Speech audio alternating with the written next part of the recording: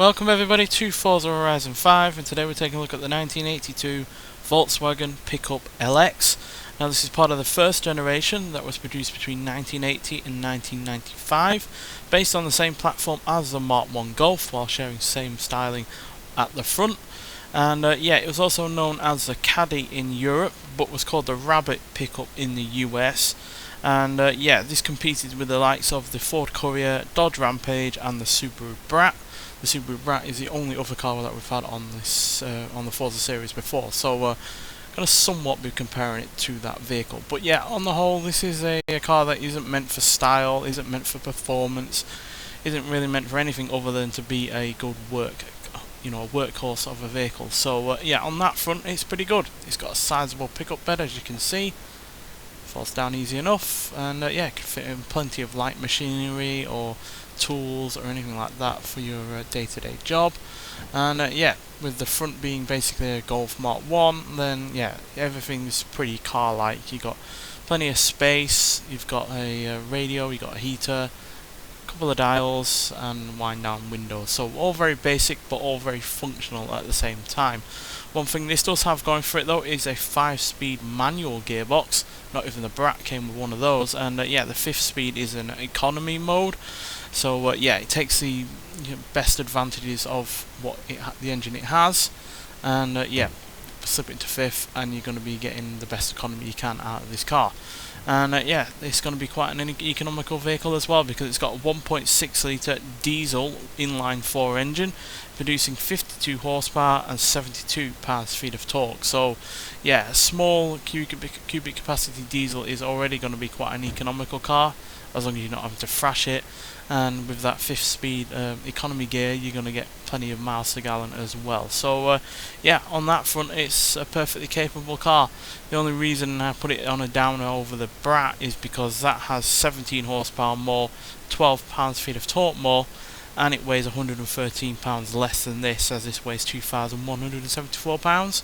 So yeah, that has more power and less weight, and that means you can carry more in the back due to having less weight.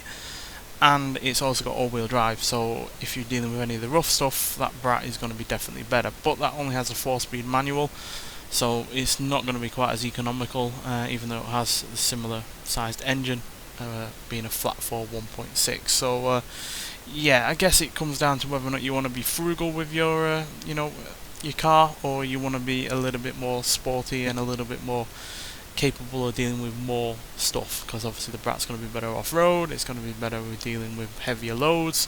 But this, in terms of dealing with light work, light manual labour, would be perfectly suitable for anyone that wants that. So yeah, but nonetheless, let's get out onto the open road and see what this car can do.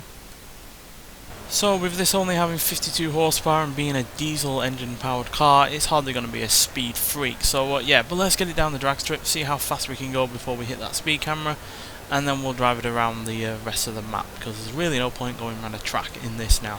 But yeah, let's see what it can do. So yeah, as you can see, it revs up to 5,000 RPM, which is about the limit for a diesel engine.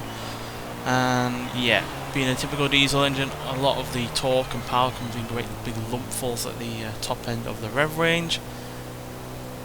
But it's not a particularly loud diesel engine by any means. I've certainly heard louder engines that are fueled by diesel, so it does have that going for it. But yeah, as you can see, really struggling.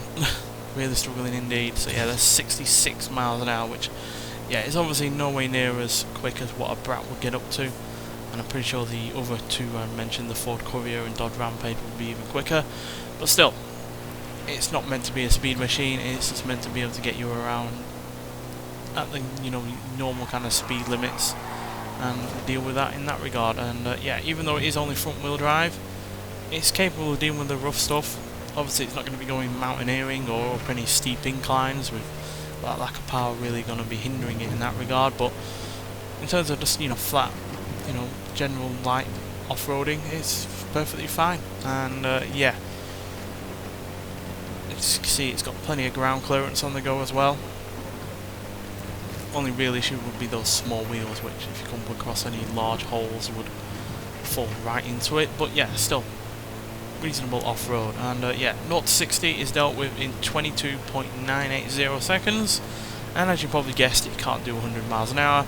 Its top speed is 76. So yeah, but that's still more than, you know, the average, you know, maximum speed that you can do in the likes of the US, and certainly more than you can do in the UK. So yeah, I think that's perfectly capable. Obviously, you would prefer a little bit more power if you're dealing with a lot of weight in the back, but I doubt the payload in this is all that much. So yeah, it's not really going to be asking much of it to deal with an extra few £100 in the back of the car, in the back of the pickup bed there.